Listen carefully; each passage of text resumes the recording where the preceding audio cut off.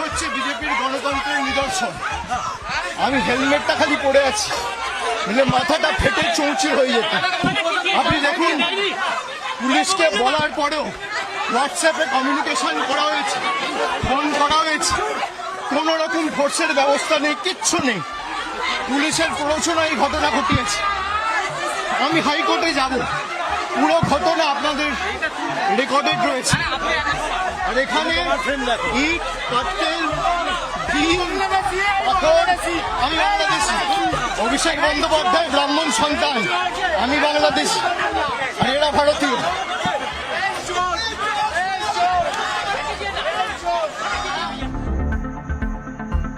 Follow করুন আনন্দবাজার.com।